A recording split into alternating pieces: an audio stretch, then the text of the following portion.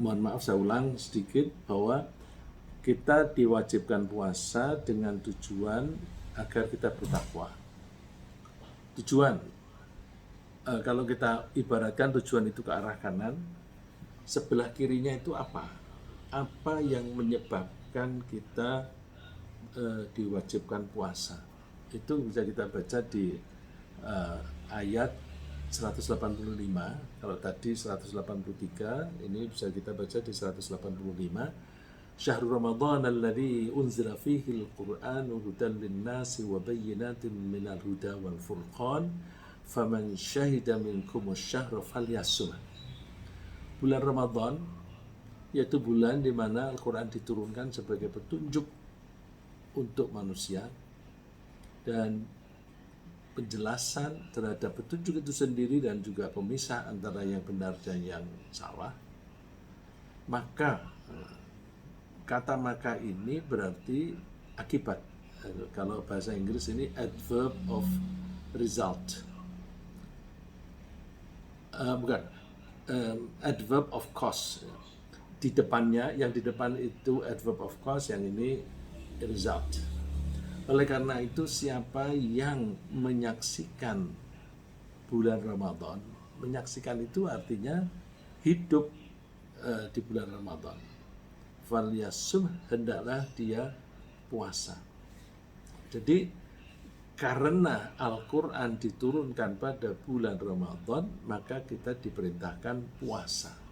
Ini memberi indikasi bahwa betapa mulianya Al-Quran, sehingga turunnya Al-Quran itu harus kita peringati setiap tahun dengan cara puasa berlapar-lapar dalam satu bulan penuh. Itu saking hebatnya Al-Quran. Kok bisa Al-Quran hebat? Iya, karena Al-Quran itu firman Allah. Allah itu yang maha mencipta, yang maha mengatur. Maka Allah itu yang paling berkuasa dan yang paling mulia. Kalau Allah itu paling mulia, maka firman-Nya juga menjadi firman yang paling mulia. Firman yang paling layak didengar adalah firman yang dikeluarkan oleh orang yang paling dimuliakan. Jadi karena Allah mulia, maka firman-Nya Al-Quran itu mulia. Karena Al-Quran itu mulia, maka ketika diturunkan pada bulan Ramadan, maka bulan Ramadan menjadi mulia. Juga di dalam greeting kita menyebutnya Ramadan Karim. Ya, karena Allah itu Karim, Al-Qurannya Karim, Ramadannya juga Karim. Jadi apa-apa yang menempel kepada yang Karim, kepada yang mulia, maka dia menjadi mulia. Nah, kita bisa menjadi mulia nggak? Bisa. Kalau kita puasa pada bulan diturunkannya Al-Quran, kalau kita membaca, mempelajari Al-Quran, kalau kita menerapkan Al-Quran, kita itu berarti membaca firman-Nya Allah yang Karim, maka kita ikut Karim, ikut mulia. Maka kita bisa memahami kalau Rasulullah mengatakan, khairukum man ta'allama al-Qur'an wa 'allamah.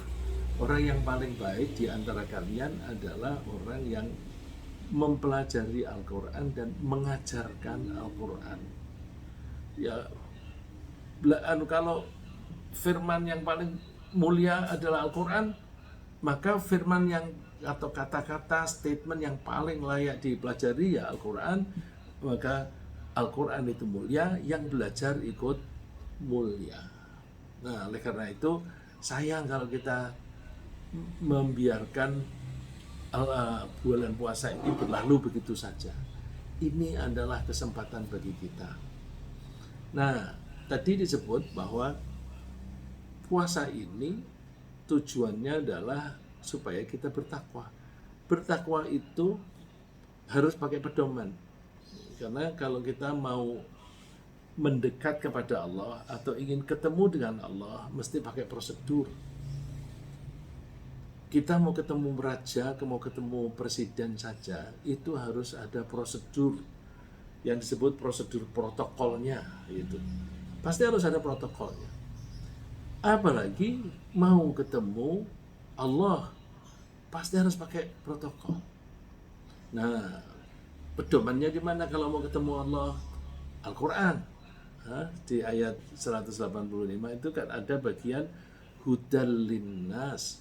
Al-Quran ini adalah pedoman atau petunjuk untuk manusia. Bahkan pengertian petunjuk ini lebih luas daripada sekedar hanya protokol mau ketemu Allah. Disebut buku pedoman manusia. Kita orang yang orang modern, orang zaman sekarang ini, di mana sains dan teknologi sudah maju sekali. Kalau kita membeli barang, terutama barang yang canggih, misalnya seperti handphone, smartphone.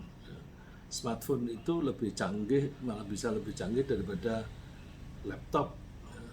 Tentu tergantung kapasitas masing-masing. Itu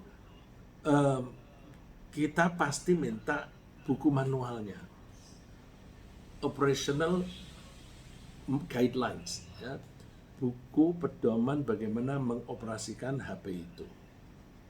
Coba bayangkan kalau kita punya HP yang kapasitasnya itu besar sekali, kita tidak mau membaca petunjuknya, maka kemungkinannya banyak sekali. Yang kemungkinan buruk, ya, kemungkinan buruknya itu banyak. Banyaknya apa? Misalnya salah langkah. Kita mendapatkan pesan dari teman, wah ini penting ini. Tapi terus dicari lagi, hilang. Kenapa hilang? Salah pencet. Kenapa salah pencet? Ya nggak tahu. Kenapa nggak tahu? Nggak baca. Jadi kalau kita tidak membaca buku pedoman, maka kemungkinan kita akan salah langkah, sehingga akibatnya bukan hal yang kita cari, tapi malah sebaliknya. Kita hidup ini maunya bahagia. Kalau kita membaca buku panduannya dengan baik, maka insya Allah kebahagiaan itu kita peroleh. Tapi kalau kita tidak mau membaca dan tidak mau pakai, kita maunya udahlah, sama dengan kita tuh, terutama yang tua-tua seperti saya ini, beli HP itu udah pokoknya dicoba-cobain aja gitu. Ya tidak bisa cepat, dan lagi ya namanya trial and error itu kan ada errornya, ada salahnya.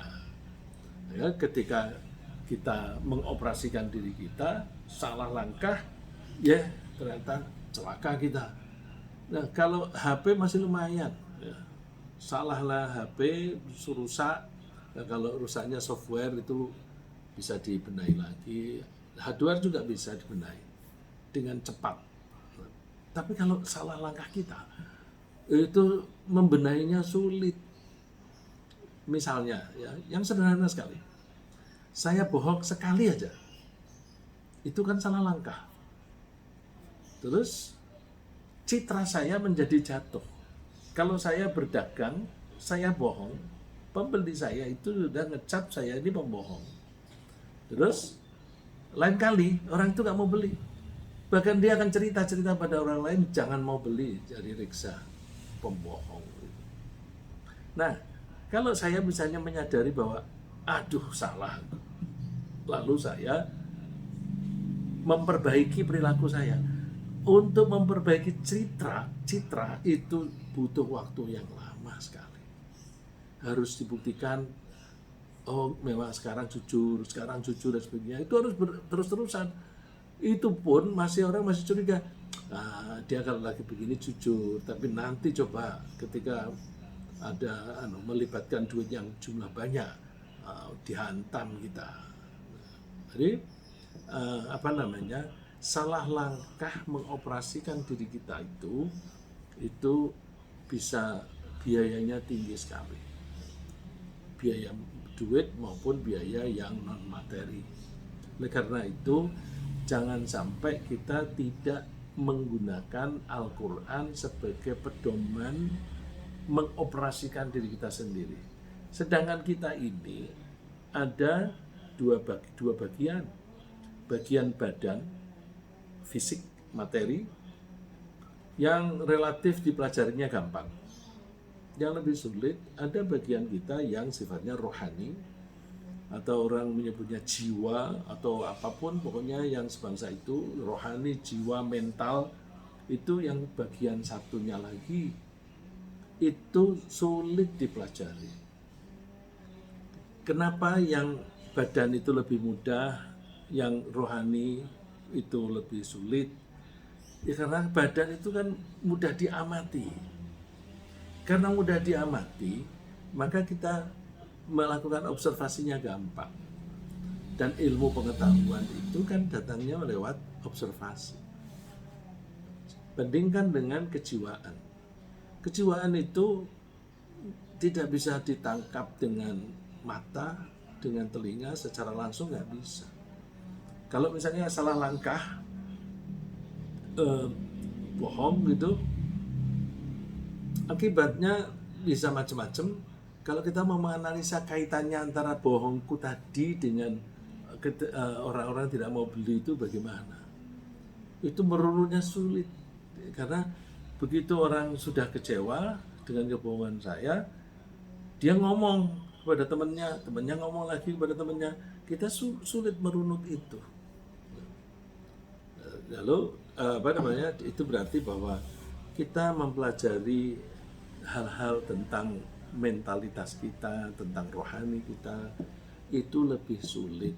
Tapi kenapa justru orang itu lebih senang mempelajari yang materi-materi saja, yang fisik-fisik saja, kurang tertarik mempelajari yang non-fisik?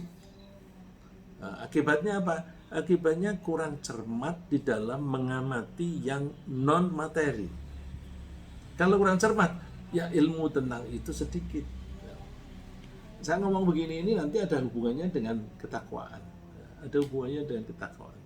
Kalau kita tidak melatih diri untuk melihat bagian dari kita yang rohani, maka sulit bagi kita untuk menjadi takwa. Nah, coba saya teruskan bahwa kalau kita mau menjadi orang yang bertakwa seperti targetnya bulan puasa, mesti pakai pedoman dong. Pakai pedoman. Nah, pedomannya apa? Ya yang menyebabkan kita puasa tadi apa? Yang menyebabkan nanti dengan turunnya Al-Quran. Maka pedomannya Al-Quran. Nah, bisa diringkas sih. Orang-orang biasanya meringkas, takwa itu yang penting kita melaksanakan tugas, melaksanakan perintah dari Allah, dan meninggalkan larangan.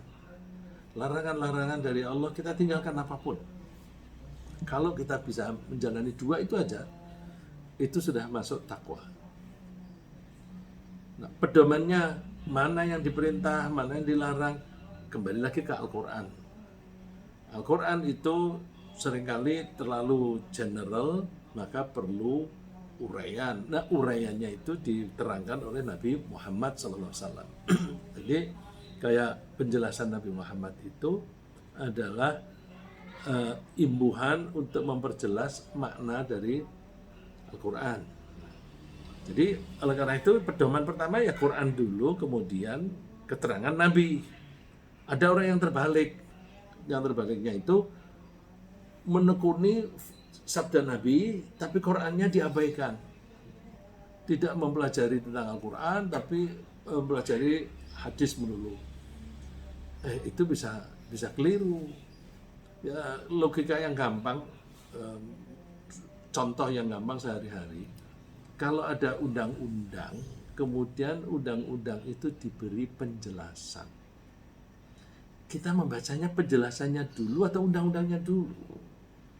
Banyak orang yang dibaca penjelasannya dulu, baru nanti dicari undang-undangnya apa.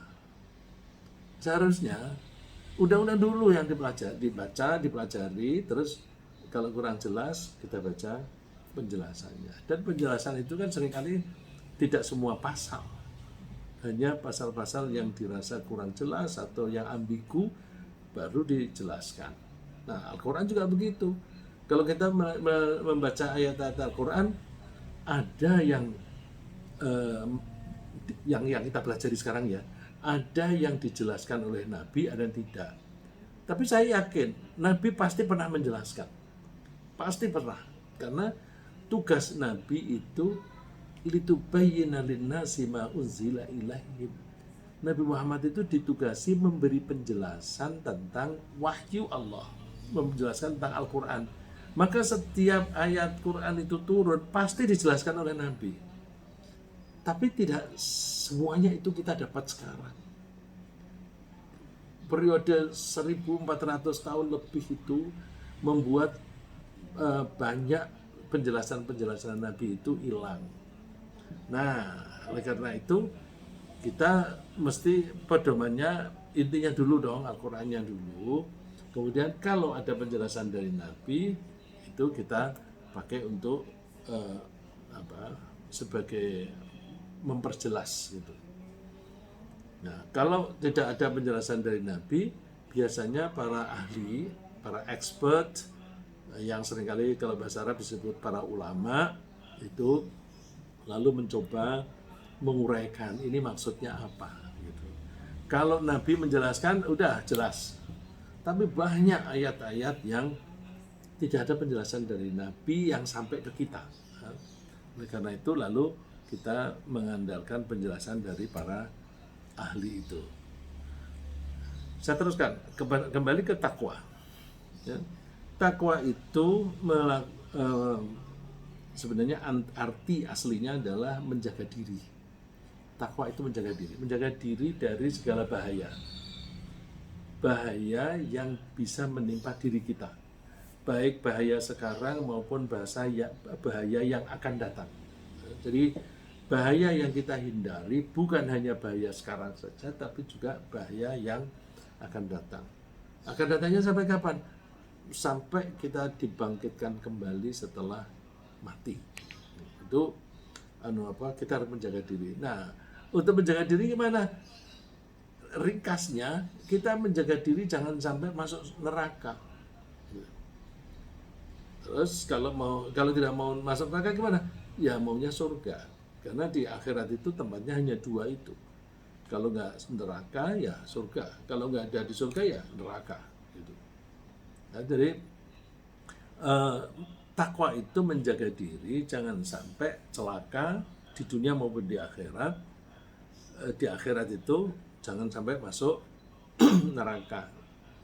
Caranya ringkasnya itu tadi, laksanakan perintah, tinggalkan larangan. Nah, lalu kita perintah dan larangan itu kita merujuk ke Al-Quran. Yang dia mengatakan takwa menurut Al-Quran itu apa sih? Oh banyak kriterianya. Allah menjelaskan arti takwa itu di berbagai bagian di Al-Quran. Kok begitu sih? Kenapa tidak dikumpulin sekaligus jadi satu? Enggak, karena memang Al-Quran itu bukan buku sains. Kalau kita menulis buku sains, tentu kita kelompok-kelompokkan sekaligus jadi satu semuanya. Kalau Al-Quran tidak begitu. Sebagian disebut di sini, sebagian lagi di sana, sebagian disebutnya banyak, sebagian lagi disebutnya sedikit, sebagian disebutkan dengan cara normatif, tapi ada juga yang dengan cara narasi begitu, dengan cerita. Nah, kenapa begitu? Karena kemampuan manusia untuk memahami beda-beda. Ada yang approach-nya itu dia tuh pokoknya yang penting kasih rumus gitu. Ya, orang-orang ahli fisika, ahli teknologi itu kan yang penting rumus. Udah kasih rumus saja, nanti yang lain-lain gampang. Tapi tidak semua orang gampang memahami rumus. Terus kasih contoh-contoh kasus. Si contoh-contoh kasus, dan contoh-contoh kasus itu lalu wujudnya kejadian-kejadian yang menimpa orang yang terdahulu. Nah, itu kalau kita lalu menyebutnya kisah-kisah atau kisos atau kisah-kisah atau sejarah. Itu sebenarnya pelajaran yang harus kita ambil apa sih message atau pesan yang ada di situ. Gitu. Saya ingin satu saat membahas tentang misalnya cerita tentang Nabi Khidir dan Nabi Musa. Mungkin dari minggu pagi besok saya mau mengambil cerita itu. Jadi yang digambarkan di situ adalah cerita tentang kejadian. Tapi kita harus pandai-pandai mengambil lessons apa sih yang bisa kita pelajari. Lessons learned, ya, pelajaran yang bisa kita pelajari di situ apa. Karena itu tadi ada orang yang lebih mudah memahami dengan rumus atau kaidah, ada orang yang bisanya paham kalau ada cerita itu. Nah, itu oleh Allah dimanfaatkan sebaik-baiknya. Nah, kriteria takwa itu disebutkan oleh Allah di berbagai bagian. Ketika Allah membahas tentang nuansa tertentu, maka kriteria takwa tertentu yang disebutkan di situ. Tapi ketika Allah sedang menekankan pada nuansa tertentu, maka Allah menyebutkan kriteria yang berbeda. Contoh ya, di surat Al-Baqarah bagian pertama. Al-Baqarah bagian pertama itu kan kelanjutan dari surat Al-Fatihah. Di surat Al-Fatihah itu kita mohon petunjuk dari Allah, ihdinas siratal mustaqim. Allah, tunjukilah kami ke jalan yang lurus. Terus jalan yang lurus itu apa?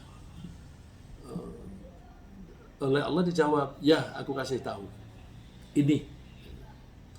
Jadi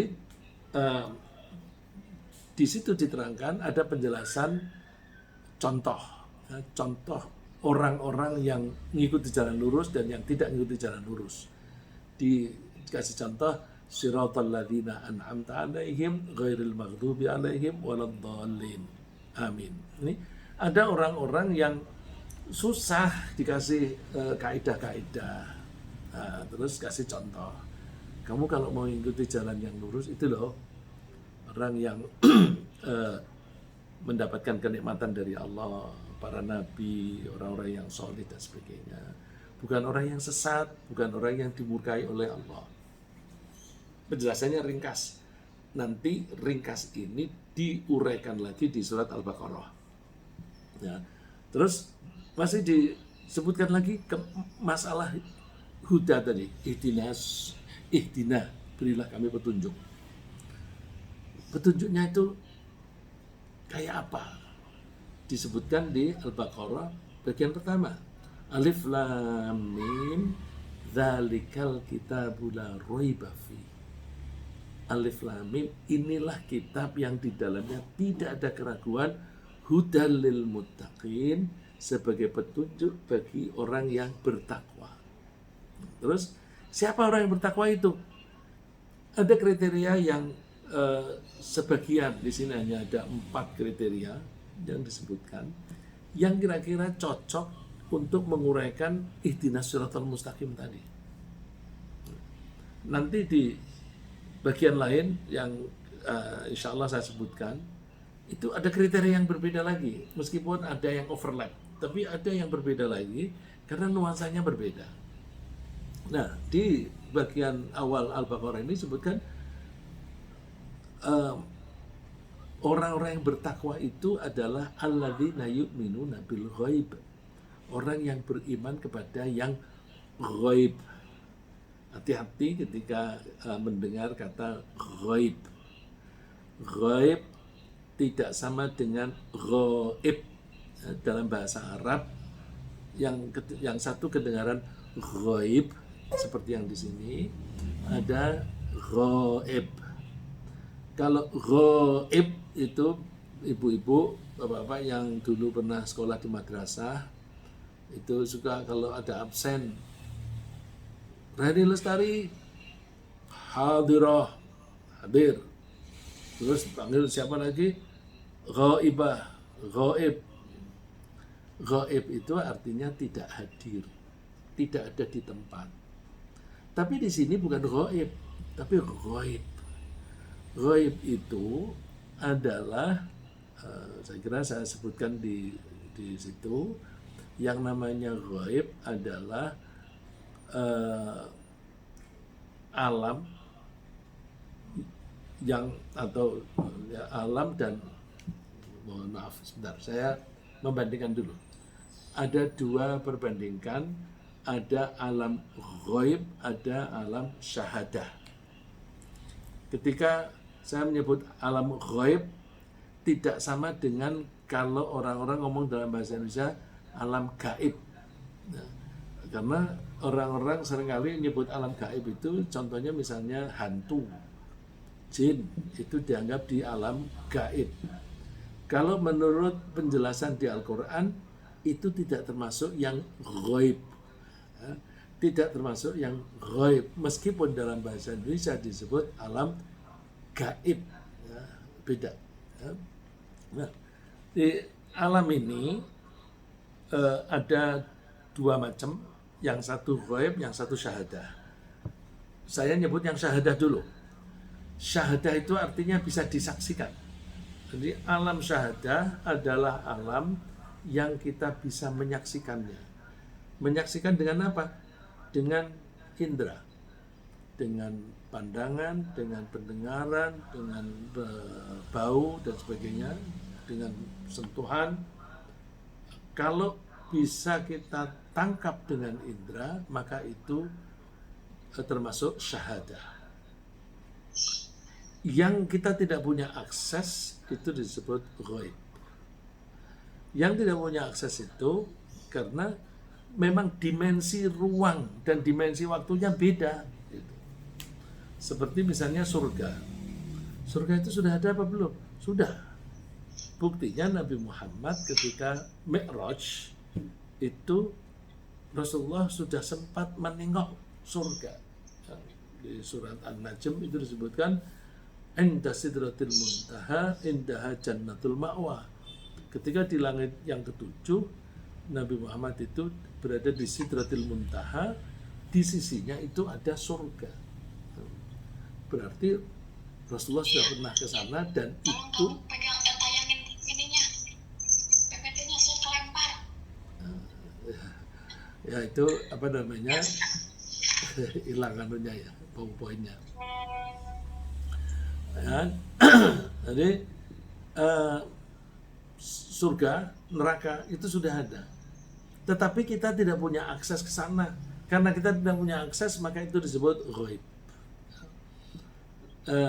Rasulullah bisa itu, Rasulullah Allah itu mengambil representatif, perwakilan dari manusia, salah satu yang dianggap layak dan kuat menghadapi kenyataan itu, maka Rasulullah yang ditunjukin, dipamerin. Oh, ini bikin rendang aja, bikin sop itu aja kawi hijau. ya. Terus Kawi hijaunya dibikin sayur bening, bikin rendang daging. jadi saya ulang, alam ghaib, Tolong di mute Bu, maaf Bu, ada yang bicara. alam ghaib adalah alam yang kita tidak punya akses karena dimensi ruang dan dimensi waktunya beda. Kalau dimensi waktu bisa jadi di alam dunia ini, tapi waktunya kalau berbeda itu juga ghaib. Kita hanya bisa menyaksikan yang sekarang dan di sini. Yang nanti kita belum bisa menyaksikan. 5 menit yang akan datang apa yang terjadi? Apakah bapak-bapak, ibu-ibu itu masih bisa melihat saya? Belum tentu. Bisa saja 5 menit lagi saya sudah mati di sini. Nggak ada yang tahu. Jadi masa depan itu termasuk ghaib. Masa lalu juga menjadi ghaib. Nah itu kriteria nomor 1.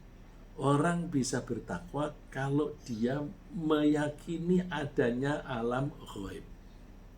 Kalau dia tidak meyakini, sulit bisa menjadi orang takwa. Sulit untuk menjadi orang takwa. Karena apa? ya orang itu akan mengingkari sesuatu yang sebenarnya ada, tapi dia menganggap tidak ada. Lah kalau dia menganggap tidak ada, ya dia tidak bisa patuh kepada Allah, itu nggak bisa, karena dia kepada masa depan aja nggak percaya. Apalagi misalnya besok itu ada surga neraka, orang-orang semacam itu kan mereka itu hanya mau mengakui kebenaran kalau bisa dibuktikan secara empiris. Mana nggak ada orang yang sudah menyaksikan adanya surga neraka, dibohongin misalnya, bilang begitu ya. Nah, orang ini gimana sih? Tidak semua yang akan datang itu bisa kita saksikan. Misalnya Pak Nababan itu bilang, Masjid Istiqlal ini kalau dibangun sesuai dengan rencananya, maka dalam 100 tahun tidak akan rusak. Tidak akan rusak dalam 100 tahun. Terus Pak Nababan sendiri bisa menyaksikan nggak? Membuktikan nggak? Nggak bisa. Dia keburu meninggal. Jadi ada hal-hal yang kita hanya bisa membuat perhitungan, tapi tidak bisa menyaksikan sendiri. Apalagi surga neraka. Surga neraka itu hanya bisa kita saksikan kalau kita sudah mati. Setelah mati nanti kita dibangkitkannya lagi ke sana. Tapi orang-orang juga bilang, mana waktu si bapakku meninggal juga tidak kembali. Ya kembalinya nggak ke sini dan belum waktunya. Gitu. Ya, jadi nomor satu harus itu dulu. Kalau itu nggak bisa, tidak diyakini, tidak akan bisa mendapatkan hidayah. Karena nggak dapat hidayah, maka tidak akan bisa bertakwa. Lagi, untuk menjadi bertakwa mesti menegakkan sholat. Nah, istilahnya wa yuqimunas sholah. Wa yuqimunas sholah, yuqimuna itu mendirikan atau menegakkan sholat. Jadi sholatnya itu bukan asal-asal sholat, tapi betul dilaksanakan dengan baik, waktunya tepat, prosedurnya baik, benar, terus fokus dan sebagainya. Tepat waktu, itu sholat. Kok hidayah itu hanya ditangkap oleh orang yang bertakwa? Yang bertakwa itu antara lain yang sholat. Iya, karena sholat itu bukti ketundukan. Orang yang sombong, yang tidak mau tunduk kepada Tuhannya, itu nggak mau sholat. Karena dia merasa sudah hebat. Sudah hebat itu macam-macam. Sudah hebat kayak kalau Fir'aun, dia merasa hebat mengaku Tuhan. Nggak usah sehebat itu. Saya punya teman yang mengeluh suaminya itu dulu rajin sholat, karena memang aktivis Islam lah, aktivis organisasi Islam. Belakangan nggak mau sholat. Karena apa? Sholat itu kan biar kita menjadi orang baik. Aku sudah menjadi orang baik. Nah, itu sombong. Dia sudah mengaku diri sebagai orang baik. Padahal menurut Al-Quran, begitu seseorang mengaku dirinya baik, itu indikasi dia bukan orang baik. Orang yang baik itu nggak berani mengaku dirinya baik. Dan sholat ini penting karena sholat itu bisa menjadi benchmark, bisa menjadi ukuran bahwa orang ini orang baik atau tidak, orang yang santun atau tidak, orang yang disiplin atau tidak, itu bisa dilihat dari sholatnya. Oleh karena itu Rasulullah mengatakan, Inna awwala ma yuhasabu bihil abdu yaumal qiyamati min amalihi sholatu. Hal yang pertama kali diminta pertanggungjawaban di hari kiamat nanti adalah sholatnya seseorang. Kenapa itu? Kalau sholatnya baik, maka dia lulus dan selamat. Tapi kalau sholatnya tidak baik, maka celakalah dia dan dia rugi. Dan Allah itu Maha Pengasih. Kalau ada laporan dari malaikat yang meminta pertanggungjawabannya orang itu, Tuhan dia sholatnya masih kurang itu, dia pernah tidak sholat sampai 50 kali. Allah tuh masih mengampuni orang, ingin menyayangi orang itu. Bilang kepada malaikat itu, coba kamu periksa, dia melakukan sholat sunnah nggak? Kalau dia melakukan sholat sunnah, kamu pakai untuk menutupi kekurangan dia sholat fardu itu yang kurang. Nah, terus kalau itu masuk, ya udah bebas selamat. Nah, begitu pula amal-amal yang lain yang wajib. Kalau kurang, coba dicek diperiksa yang sunnah bagaimana. Makanya sholat sunnah itu perlu, karena jangan-jangan ada sholat kita yang kurang valid gitu, kurang valid, tidak fokus, atau ya pikirannya ke sana kemari. Nah, terus ditutup dengan dikompensasi dengan sholat yang sunnah. Kembali ke sholat itu bisa dipakai untuk ukuran ketakwaan seseorang. Dia tuh punya concern dengan keselamatan dirinya, bisa dilihat sholatnya. Kedisiplinan ada di situ, karena sholat itu kan diwajibkan dengan ketentuan waktu. Kalau dalam 5 hari, dalam 1 hari itu sekali, berarti itu dia latihannya intensif. Tapi kalau dia suka entar berarti dia melatih diri untuk tidak disiplin. Nah, kalau dia sudah tidak disiplin di situ, di bidang-bidang lain juga tentunya akan tidak disiplin. Nah, misalnya lagi orang sholat itu nggak boleh ngomong sesuatu yang tidak sesuai dengan apa yang ada di pikiran.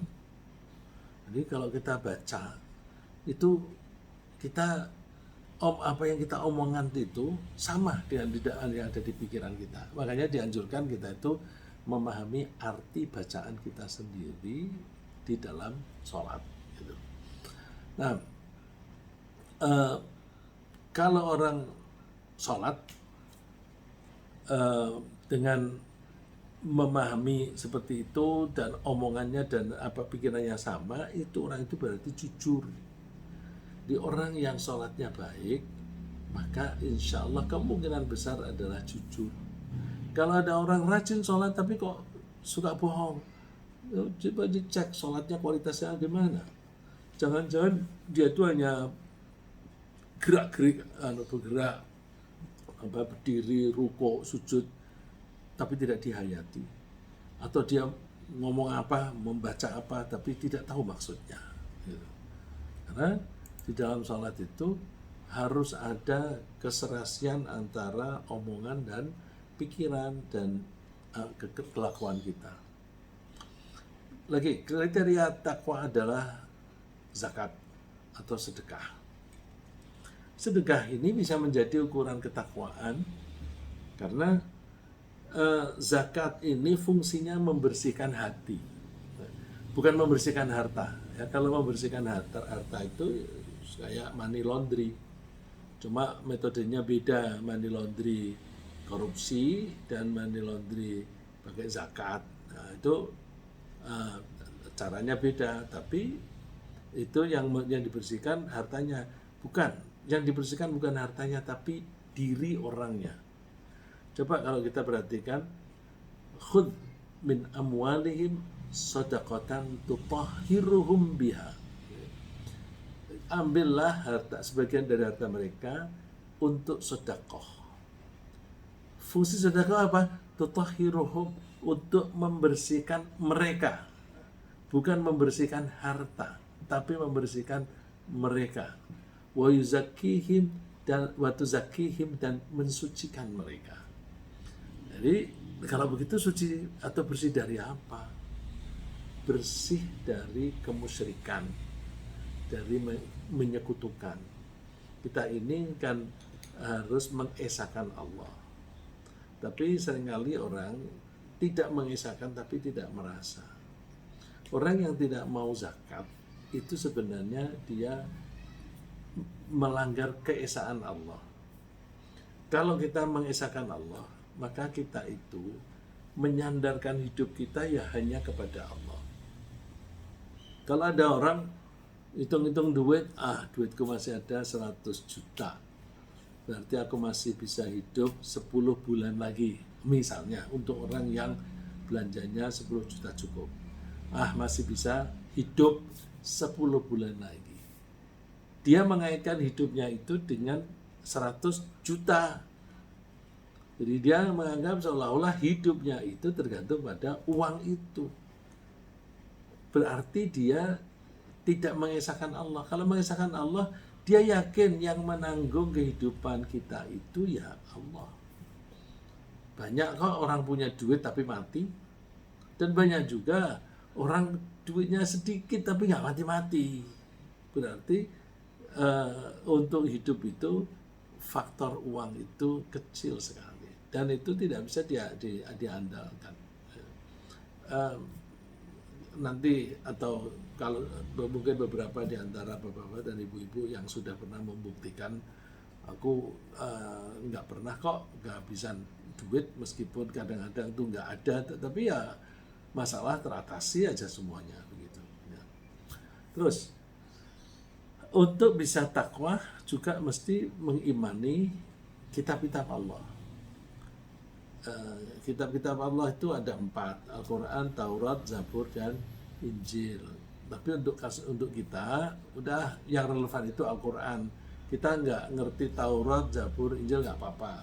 Asal di dalam hati kita meyakini bahwa dulu ada.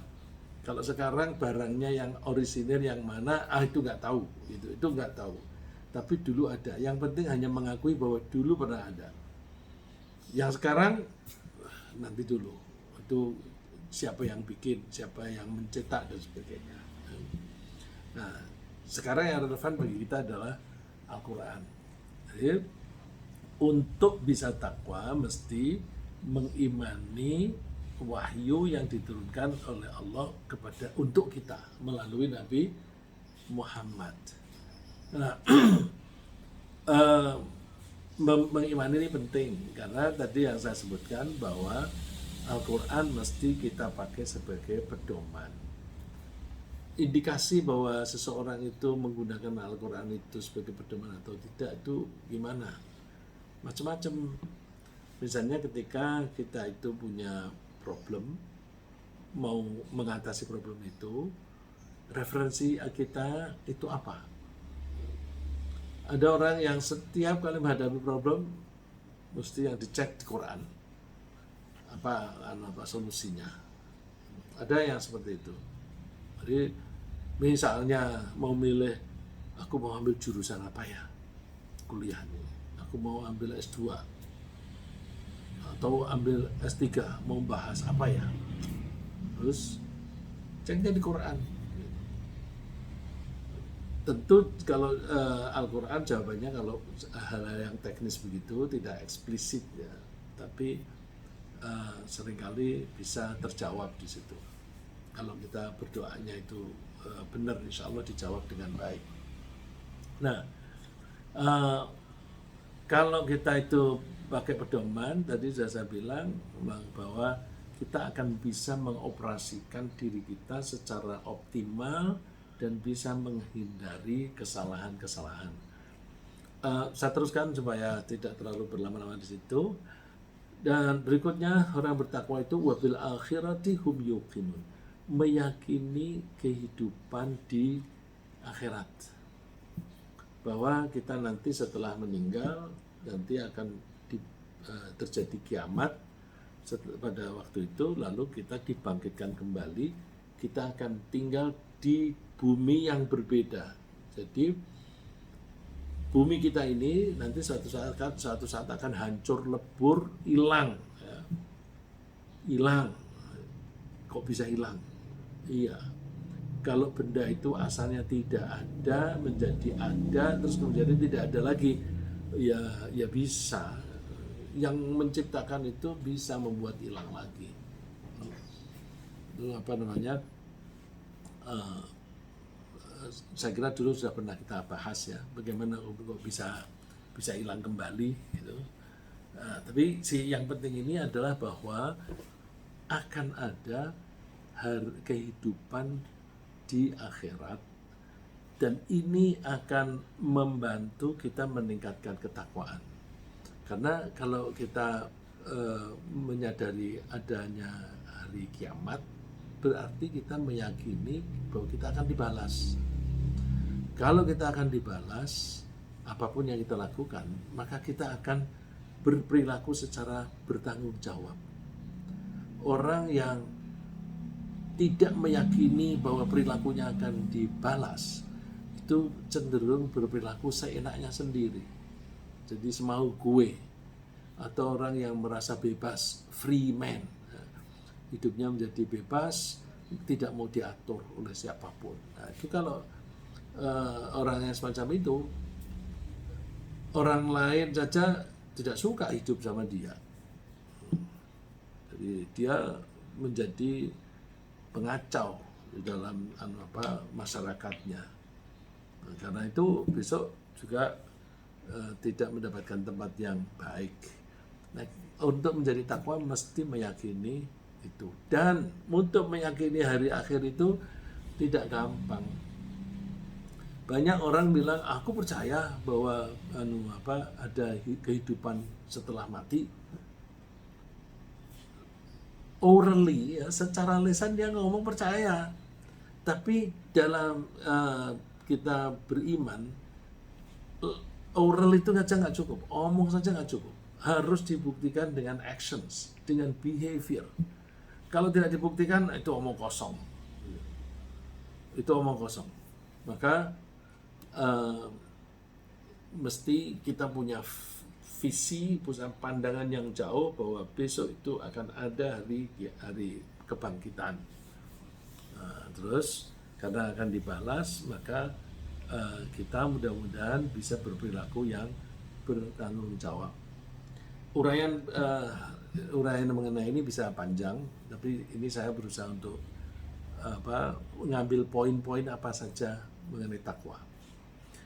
Di ayat yang lain itu ada kriteria takwa lagi. Di surat Ali Imran ayat 133 sampai 135. Nah, ini saya ambil sepotong-sepotong. Wasari'u ila maghfiratin min rabbikum wa jannatin 'arduha as-samawati wal ardu u'iddat lil muttaqin. Bergegas-gegaslah kamu, cepat-cepatlah kamu meraih ampunan Allah dan surga. Ampunan Allah dan surga itu disediakan untuk orang yang bertakwa. Terus ayat berikutnya 134 menguraikan siapa itu orang yang bertakwa. Kriterianya ada satu yang sama dengan yang di depan tadi, yang di Al-Baqarah, tapi yang lainnya beda. Yang pertama itu yaitu bersedekah. Yang kedua yang saya cantumkan di sini nomor 6, yaitu wal kadhiminal ghaidh, yang bisa menahan marah. Nah, ini kan artinya orang yang suka marah-marah itu akan sulit menjadi orang yang bertakwa. Orang yang marah-marah itu biasanya pertimbangannya itu menjadi kurang sehat, jadi kurang pinter. Kalau zaman dulu itu contohnya itu Abu Jahal. Abu Jahal itu waktu masih muda, dia dijuluki Abul Hakam, orang yang sangat bijaksana. Karena dia masih muda, tapi ide-idenya cemerlang. Sehingga dia meskipun muda, dia masuk di dalam DPR-nya sana. Padahal waktu itu yang namanya anggota DPR itu umumnya itu 50 tahun ke atas, dia baru 20-an. Dia dipersilakan menjadi anggota parlemen. Suatu saat dia karena ada kedengkian terhadap keponakannya sendiri, Nabi Muhammad, terus dia suka marah-marah kepada Nabi Muhammad. Karena dia suka marah-marah, banyak sekali perbuatan dia itu yang tidak masuk akal. Logika-logika kita dia itu nggak jalan. Karena logikanya nggak jalan, lalu disebut Abu Jahal, bapaknya kebodohan. Jadi terbalik sama sekali. Nah, itu kalau kita ingin bertakwa, kita mesti bisa menahan marah. Nah, hati-hati, marah itu mudah sekali dipakai sebagai pintu masuk oleh setan. Seperti yang saya cantumkan, setan itu memang suka menanamkan permusuhan dan kebencian melalui minuman keras dan perjudian. Tujuannya apa? Supaya tidak ingat kepada Allah. Wa yasuddakum an dzikrillah. Supaya kamu tidak ingat kepada Allah, tidak sholat lagi. Nah, itu kalau sudah lupa kepada Allah, sulit untuk bertakwa. Untuk melanggar gampang. Yang ketujuh, suka memaafkan orang lain. Kalau kita kepingin menjadi orang bertakwa, mesti punya hati yang legowo. Allah kalau menganjurkan, ini ada kasus waktu itu Abu Bakar. Abu Bakar itu selalu memberi santunan kepada antara lain satu keluarga, keluarga Mistah. Suatu saat Mistah ini menyebarkan fitnah terhadap anaknya Abu Bakar, yaitu Ibu Aisyah, istri Nabi. Begitu dia mengetahui bahwa Mistah ini salah satu yang menyebarkan isu itu, lalu Abu Bakar mengatakan, aku kalau begitu nggak nyantunin dia lagi. Padahal dia itu setiap bulan itu disantuni oleh Abu Bakar. Nah, itu oleh Allah ditegur, jangan. Jadi kalau kamu sudah punya kebiasaan baik menyantuni orang miskin, tetap aja santuni, meskipun orang itu kelakuannya seperti itu. Gitu. Nah, itu supaya bisa gampang memaafkan gimana? Wal ya'fu wal yasfahu. Mudah memaafkan dan berlapang dada. Berlapang dada itu bisa kita peroleh kalau kita itu broad minded. Broad minded itu sama dengan lapang dada ya. Lapang dada, dadanya lapang. Dada itu fisik, tapi mind itu mental. Disebut broad minded. Memang lapang dada itu yang dimaksud ya broad minded. Supaya broad minded itu kita mesti banyak memahami orang lain. Seringkali kita itu hanya maunya diri kita sendiri, tapi tidak pernah mau memahami orang lain. Kalau tidak mau memahami orang lain, sulit memaafkan. Terus kriteria lain adalah bahwa kalau orang cepat mau mengakui kesalahannya dan minta maaf, nah itu indikasi orang baik. Semua orang pasti pernah melakukan kesalahan, tapi orang yang bisa bertakwa adalah orang yang begitu menyadari dia melakukan salah, dia cepat minta maaf. Dalam hal ini istilahnya istighfar, mohon ampun kepada Allah. Dan kalau ada kaitannya dengan orang lain, ya minta maaf kepada orang lain. Yang terakhir yang saya cantumkan di sini, saya bilang yang saya cantumkan ya, sebenarnya masih banyak lagi. Tapi yang saya cantumkan di sini satu lagi adalah mau memahami perbedaan-perbedaan dengan kelompok lain. Kalau kita tidak mau memahami orang yang di luar kelompok kita, maka sulit menjadi bertakwa. Ya ayyuhan nasu inna khalaqnakum min dzakari wa untha wa ja'alnakum syu'uban wa qabaila lita'arafu. Hai manusia, aku telah menciptakan kamu, ada laki-laki, ada perempuan, ada yang bersuku-suku dan berkelompok-kelompok, agar kalian itu saling mengenal. Jadi kita itu dianjurkan oleh Allah untuk mengenali masing-masing. Nah, orang yang paling baik gimana? Inna akramakum indallahi atqakum. Orang yang paling mulia di antara kalian adalah orang yang paling bertakwa, orang yang paling hati-hati. Atqa tadi kan menjaga diri jangan sampai celaka. Jadi ketika bergaul itu jangan sampai celaka. Kalau orang suka maki-maki kelompok lain atau memberi judgement terhadap kelompok lain, maka itu akan mencelakakan dia sendiri. Ya, seperti ya prejudis atau stigma itu misleading karena stigmatisasi atau prejudis itu tidak berdasarkan perilaku yang sebenarnya, tapi hanya menggeneralisasi. Wah, kalau orang Jawa mesti begitu, wah orang Sunda mesti begitu, orang Batak mesti begitu. Nggak bisa. Setiap orang itu beda. Ya, jadi kita mesti